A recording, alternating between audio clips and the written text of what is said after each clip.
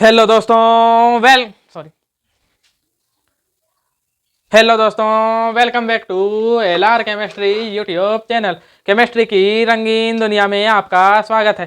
Chemistry के इस channel में मिलेंगे आपको केमिस्ट्री के अमेजिंग से क्वेश्चन आंसर, उनको सॉल्व करने के लिए धमाकेदार ट्रिक्स और साथ ही साथ कुछ अमेजिंग से विजुअलाइजेशन के साथ फैक्ट्स।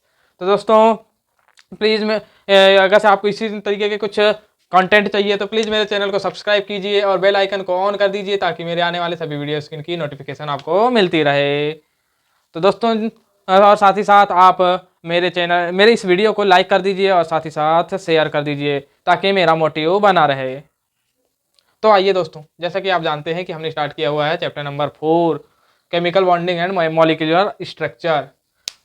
तो दोस्तों जो हमने इसके 3 पार्ट ऑलरेडी अपलोड करके रख चुके हैं और जो कि पिछला जो वीडियो था उसमें इवन हमने हाइब्रिडाइजेशन स्टार्ट कर लिया है। तो आपको एक क्विक रिवाइज दे दूं कि क्या क्या पढ़ा चुका हूं मैंने। तो सबसे पहले मैंने इस चैप्टर में आपको जो चैप्टर के स्टार्टिंग में जो मॉलिक्यूल्स और जो आपके एटम्स हैं, एटम्स के सिंबल मैंने जो कि पिछले ही चैप्टर में बता देना चाहिए था, तत्वों की आवर्तिता वाले चैप्टर में, आवर्तित सारणी और तत्वों की आवर्तिता वाले इसमें, लेकिन बता नहीं पाया था। इस वजह से मैंने इस चैप्टर में बताया और उसके बाद फिर मैं आया आपके लिए लुईस स्ट्रक्चर लेकर के। लुईस स्ट्रक्चर के बाद Lewis octet rule, Lewis symbol, ये सारी चीज़ें बताया। फिर बॉन्ड कैसे बनते हैं, बॉन्ड किस प्रकार के बनते हैं, क्यों बनते हैं, और उसके बाद बॉन्ड कितने प्रकार के होते हैं।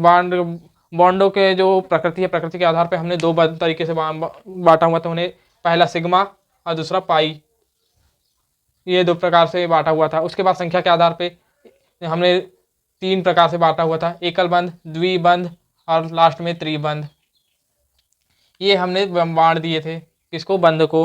अब आए इसके बाद हमने अतिव्यापन की घटना के बारे में पढ़ा था कि अतिव्यापन क्या होता है। तो हमने बता दिया आपको कि अतिव्यापन किस क्या होता है, कैसा क्या इसका क्या सिस्टम होता है। इसको हमने विजुअलाइजेशन 3D एनिमेशन के सहारे समझा था और 3D एनिमेशन के सहारे समझा था। तो उससे आप पिछले जो जस्ट पिछले इसमें पार्ट 3 में देख लीजिएगा आप, या फिर नहीं तो मैं आपको पार्ट 3 की लिंक आपको इस वीडियो के डिस्क्रिप्शन बॉक्स में दे दूंगा। और मैं इस वीडियो के साथ साथ मैं प्लेलिस्ट भी तैयार करते हुए चल रहा हूँ, तो प्लेलिस्ट में आपको इस चैप्टर के सारे वीडियो मिल जाएंगे, तो उसकी भी लिंक आपको प्रोवाइड कर दी जाएगी।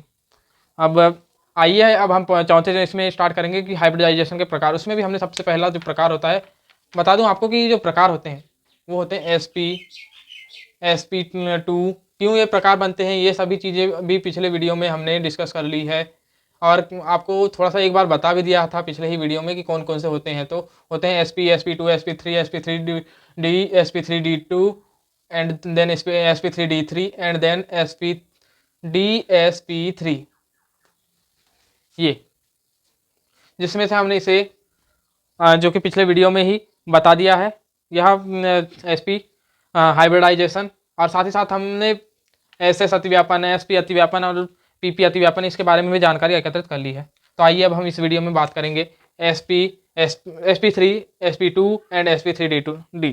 इस तीनों की बात नहीं करेंगे इस वीडियो में। तो आइए स्टार्ट करते हैं हम अपना यह वीडियो।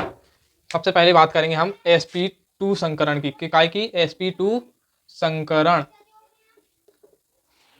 तो मैं आपको बताता हुआ चलूँ कि जो कि मैं आप किस प्रकार इसका क्रम चलेगा, हम क्या क्या बताएंगे, ये सब चीज़ों की जानकारी पिछले वीडियो में दे दी है। यदि आपने उस वीडियो को नहीं देखा तो सबसे पहले उस वीडियो को जरूर देखें। तो सबसे पहले इसमें हम एक एस कक्षक में 2 पी कक्षकों को मिलाएंगे या फिर इन दोनों का अतिव्यापन कराएंगे, 2 पी कक्षकों का।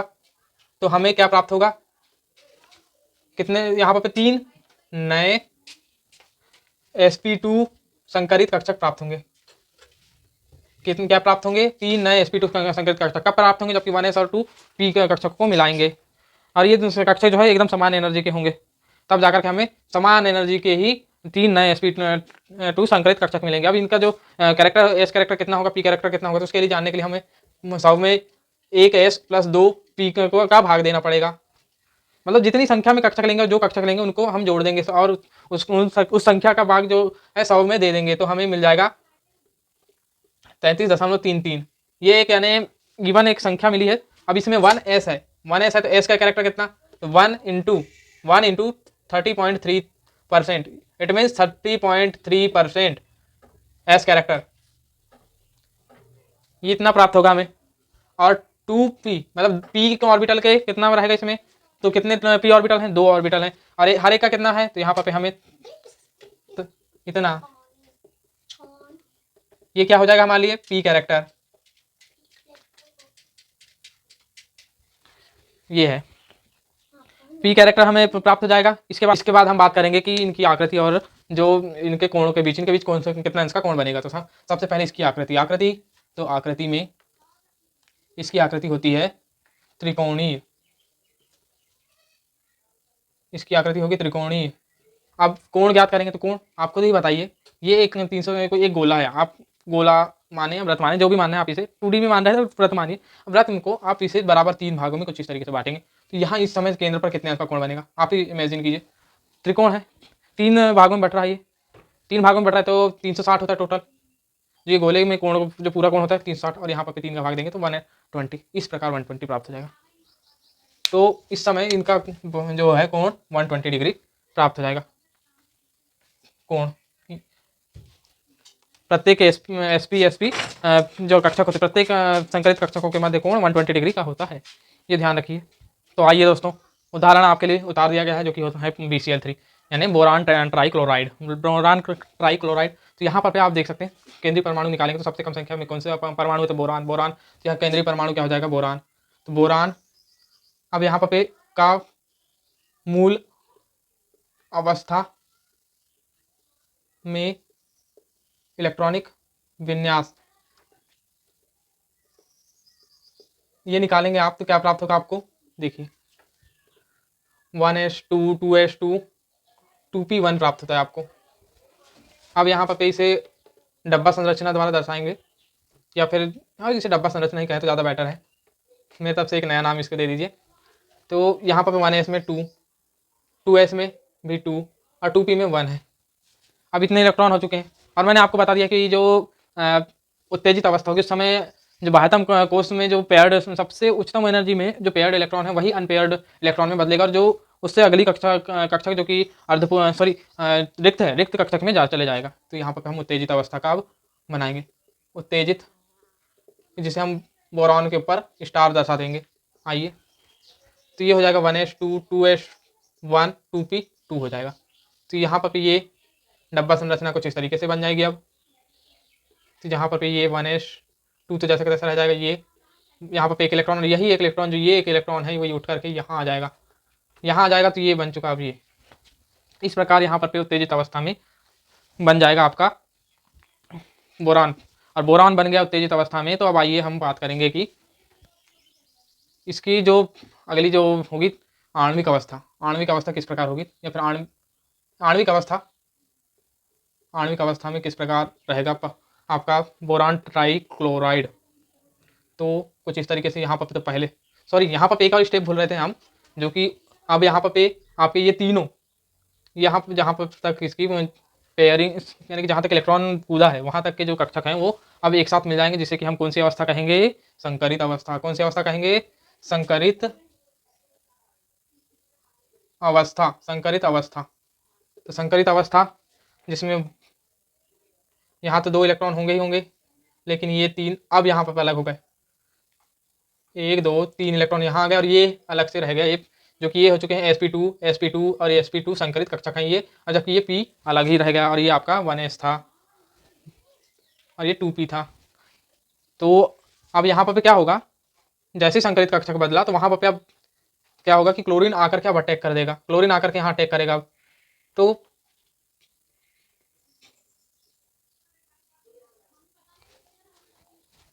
अब क्या होगा कि अब यहाँ पर क्लोरीन अटैक करेगा और आणविक अवस्था बन जाएगी, हमारी आणविक अवस्था बन जाएगी, आणविक अवस्था बनेगी।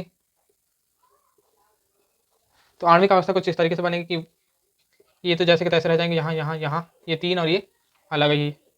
जब ये फुल पेयर्ड है तो कोई ज़रूरत ही नहीं है इसे कुछ अन्य किसी इलेक्ट्रॉन की, लेकिन यहाँ ज़रूरत है तो यहाँ पर क्लोरीन अटैक कर देगा। ये किसका अणु है? तो यहाँ पर BCl का, इस तरीके से अटैक करेगा, और यहाँ पर ये यहाँ पर अटैक करेगा, यहाँ ये अटैक करेगा। तो कुछ इस तरीके से, तो इस तरीके से हमें BCl3 का अणु बनता हुआ दिखाई देगा। अब इसको अगर से अब हम यहाँ पर इसे आकृति द्वारा दर्शाएंगे, तो कैसी इसकी आकृति होगी ये जानते हैं। सबसे पहले उसके लिए संकरण कैसा होगा? तो ये देखिए एक S मिलेगा 3 p कक्षकों से, 2 p कक्षक, जो कि कुछ इस तरीके से ये आपका मान लीजिए px है, और इसे मान लीजिए आपका पी वाई। तो ये तीनों मिलेंगे आपके, तो आपस में संकरित होकर के पहला, दूसरा एंड ये तीसरा इस तरीके से बना लेंगे। या फिर इसे ज़्यादा सुंदर बनाने के लिए आप इसे कुछ इस तरीके से बना सकते हैं कि ये एक एंड ये तीसरा एंड ये, इस तरीके से 3 कक्षक आपके बन जाएंगे। अब यहीं पर पे क्या होगा, जब क्लोरीन आकर के अटैक करेगा तो क्लोरीन आकर के कुछ ऐसा यहाँ पर पे आकर के अटैक करेगा, 1 2 एंड 3, इसके भी पी कक्षक ही भाग लेंगे। अब पी कक्षक क्यों भाग लेंगे, हमने आपके संयोजकता कोष सिद्धांत के समय बता दिया था, या फिर आपको मैंने आवर्तिता वाले चैप्टर में इवन आपको साथ ही साथ आपके जो चैप्टर नंबर 2 एटॉमिक स्ट्रक्चर के एंडिंग के टाइम ये 3 टाइम आपको होमवर्क दिए हुए थे कि संयोजकता कोष के इलेक्ट्रॉन किसके कितने होते हैं, किसके कौन कौन से ऑर्बिटल भाग लेंगे बॉन्डिंग में, इसके बारे में जानकारी ले लीजिए। और यदि आपको समझ नहीं आ रहा होगा तो किसी अगले शॉर्ट वीडियो में आपको बता दिया जाएगा। आइए अब हम बात करते हैं sp3 संकरण की। तो यहाँ पर आप जैसे कि जान ही रहे होंगे कि सबसे पहले एक एस मिलेगा किससे, 2p से, सॉरी 3p से मिलेगा। यहाँ 3p से मिलेगा तो हमें क्या प्राप्त होंगे, 3 नए sp3 संकरित कक्षक मिलेंगे। 3 नहीं, यहाँ पर 4 नए sp3 संकरित कक्षक मिलेंगे।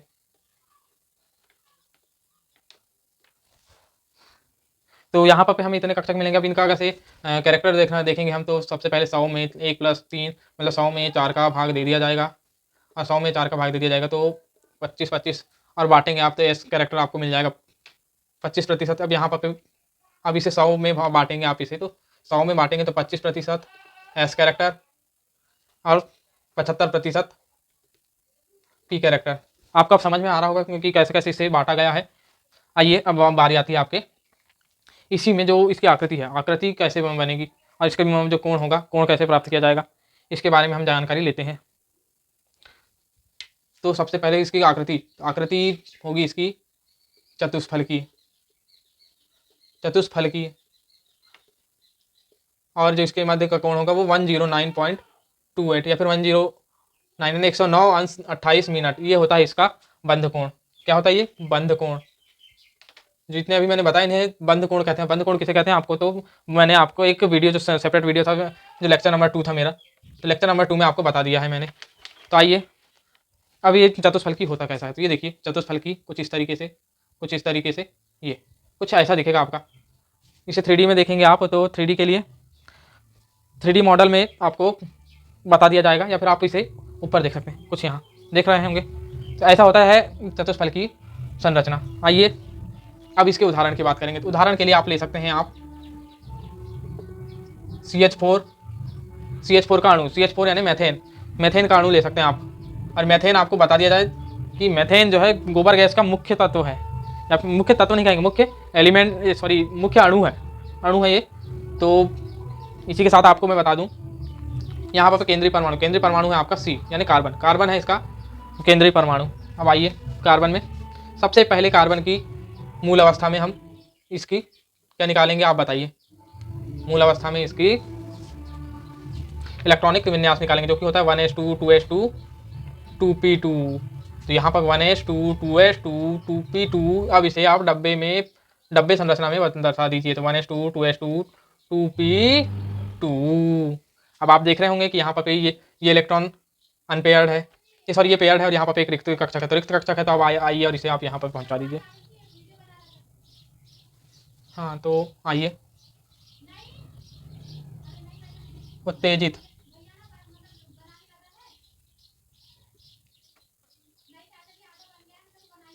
वन एस टू 2s2 और आइए यहाँ पर पे अब इसे कूदा दीजिए। यहाँ पर पे इस तरीके से कूद गया, अब यहाँ पर पे आ गया, ये आपकी उत्तेजित अवस्था बन गई। किसकी, तो कार्बन की। तो कार्बन की उत्तेजित अवस्था को आप अगर से सिंबॉलिक तरीके से दर्शाएंगे तो कुछ इस तरीके से दर्शाएंगे, सिंबॉलिक तरीके से। तो सिंबॉलिक तरीके से आपने दर्शा दिए। इसका संकरित अवस्था दर्शाएंगे आप। तो संकरित अवस्था दर्शाते समय आपके ये चारों कक्षक आपके, क्योंकि अब ये वाला इलेक्ट्रॉन यहाँ पर आ गया था, तो कुल मिलाकर के चारों कक्षक एक मिल गए हैं, तब जाकर के यहाँ पर क्योंकि अंतिम इसमें कूदा था, तो यहाँ पर अंतिम में तो ये 2 3 और चौथा में कूदा था 4, तो 4 नए कक्षक इस प्रकार बन जाते हैं। और ये तीनों sp3 संकरित कक्षक, तो इस तरीके से यहाँ पर बन चुके हैं आपके नए कक्षक। अब यहाँ पर जैसे ही से आप आणविक अवस्था में बदलेंगे, आपको sp3 कक्षक बनना तो समझ में आ गया। अब आप यहाँ पर आणविक अवस्था, आणविक अवस्था किस प्रकार होगी? आणविक अवस्था, आणविक आणविक अवस्था,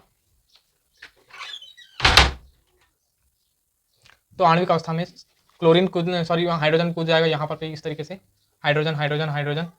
यहीं पर आपको चित्र भी बना करके बता दूंगा, यानी आकृति बना करके बता दूंगा सोच रहा हूँ, इस वजह से मैं यहाँ पे आपके लिए जगह बचा दे रहा हूँ। तो कुछ इस तरीके से, और यहाँ पर पे ये एक एस, ये पी, दूसरा पी एंड लास्ट पी, इस तरीके से तीनों पी आपस में, ये 3 पी और एक एस मिल करके कुछ इस तरीके से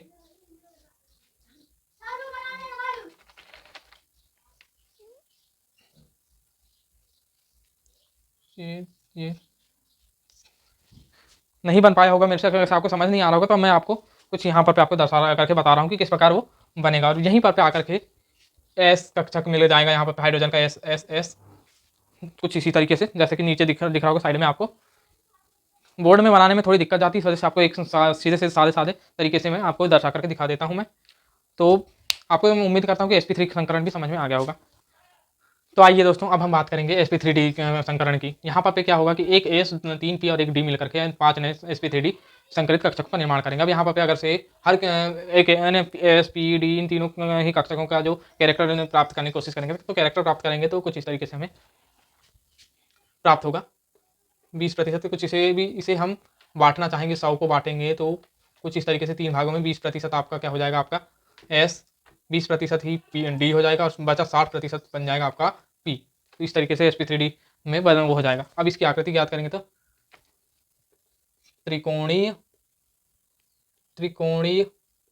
द्विपिरामिडीय, और इनका जो बंद कोण होंगे तो बंद कोण, 2 बंद कोण बनेंगे, बंद कोण आकृति त्रिकोणीय द्विपिरामिडीय कैसी होती, तो ये देख लीजिए कुछ इस तरीके से ये त्रिकोण बन गया है। और इसे ही आप कुछ इस तरीके से बांटना चाहेंगे, 3D में अगर से बांटेंगे तो त्रिकोणीय द्विपिरामिडीय कुछ इस तरीके से, कुछ इस तरीके से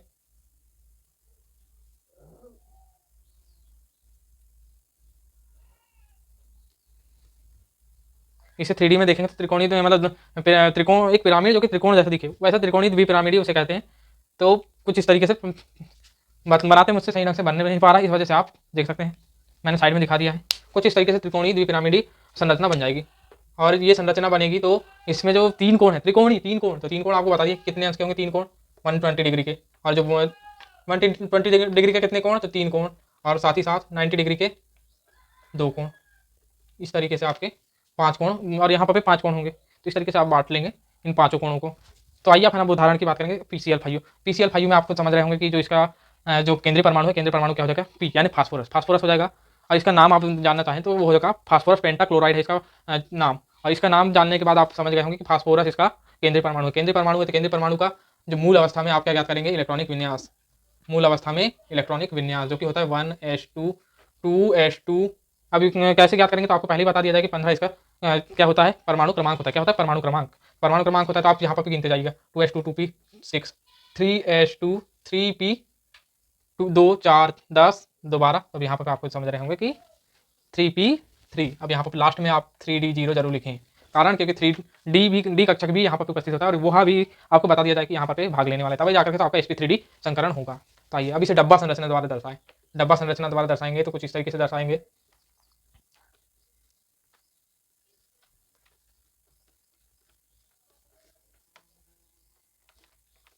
तो ये देख लीजिए, आप सबसे पहले 1s को भरे, 2s को, 2p को भरने के लिए पहले आप इन्हें एक तरफ से भर लीजिए, फिर उसके बाद दूसरी तरफ से इस तरीके से भरते हुए चले जाएंगे। आप इस तरीके से पेयर करेंगे। आप पेयरिंग करने के बाद इस तरीके से, इसके बाद यहाँ पर दोबारा से ये पेयरिंग हो रही है आपके लिए। सॉरी, यहाँ पेयरिंग तो जरूरत ही नहीं है ना, यहाँ पेयरिंग की तो जरूरत ही नहीं है। आप खुद देखिए, तो पेयरिंग की तो जरूरत ही नहीं है। हाँ, यहाँ पेयरिंग की जरूरत है नहीं है। तो कुछ इस तरीके से अब यहाँ पर देख रहे होंगे कि जो बाह्यतम कक्षा है 3s2 जो है पेयर्ड है, और यहाँ पर सबसे बाह्यतम कक्षा जो कि बाह्यतम कक्षा जो कि अनपेयर्ड है वो है डी कोर्स है। आप ये मत बोलिए कि ये तो अर्धपूरित है। अर्धपूरित की तो यहाँ पर जरूरत ही होती है, तो अर्धपूरित को आप अगर पूर्ण पूरित कर लिए तो आप खुद सोचिए कि यहाँ पर आप क्लोरीन का जो इलेक्ट्रॉन है वहाँ उन्हें कहाँ देंगे। अगर आपने जैसे ये इस इलेक्ट्रॉन को आपने इस पी कक्षक में दे दी, तो पी कक्षक में दे दी तो फिर आप इलेक्ट्रॉन को जो क्लोरीन का इलेक्ट्रॉन है उसे कहाँ देंगे। इसलिए आपको डी में भरना होगा कुछ, ये यहाँ पर आ जाएगा। तब क्या हो जाएगा, मैं सिर्फ यहाँ पर उत्तेजित अवस्था, फास्फोरस की उत्तेजित अवस्था लिख रहा हूँ मैं। तो ये कुछ यहाँ पर इस तरीके से डब्बा संरचना मात्र बना करके बता दे रहा हूँ आपको। तो आइए इस तरीके से आप भरते हुए चल जाएं आप इलेक्ट्रॉनों को। सॉरी, मैं खुद पहले ही पेयर्ड करने वाला था। सबसे पहले इस तरीके से पेयरिंग कीजिए, इसके बाद इसे अनपेयर करना होगा, और ये तो आपका पहले से ही अनपेयर्ड थे और ये इलेक्ट्रॉन आकर के यहाँ कूद गया है। इस तरीके से कूदा दीजिए इसे। अब जैसे ही कूदाया आपने तो क्या होगा, तो अगली अवस्था में जबकि आणविक अवस्था बनेगी, जब आणविक अवस्था बनेगी तो आणविक अवस्था के समय डब्बा संरचना कुछ इस तरीके से बन जाएगी। 1 2 3 4 5, ये पांचों sp3d3 कक्षक यहाँ पर एक साथ मिल जाएंगे, और ये 3 4, ये 4 कक्षक आपके खाली रह जाएंगे। सबसे पहले आप इन्हें भरिए, 3 4 5 6, 1 2 3 4 5, ये आपके हो चुके हैं। अब यहाँ पे क्लोरीन अटैक करेगा। मैं थोड़ा स्पीड में बता रहा हूँ, आपको समझ नहीं आ रहा होगा तो प्लीज़ इस वीडियो को रिवर्स करके पुनः समझ लीजिए और उसके बाद इसे समझने की कोशिश करें, तो आपको ज़्यादा अच्छे से समझ आ जाएगा। तो दोस्तों ये रही उसकी आणविक अवस्था। अब आणविक अवस्था के बाद किस तरीके से उसका आकृति बनेगी, तो आकृति के लिए मैं यहाँ पर दर्शा दे रहा हूँ। तो दोस्तों मैं उम्मीद करता हूँ कि आपको यह वीडियो काफ़ी अच्छे तरीके से समझ में आया होगा। तो दोस्तों इस वीडियो को देखने के लिए आपको धन्यवाद।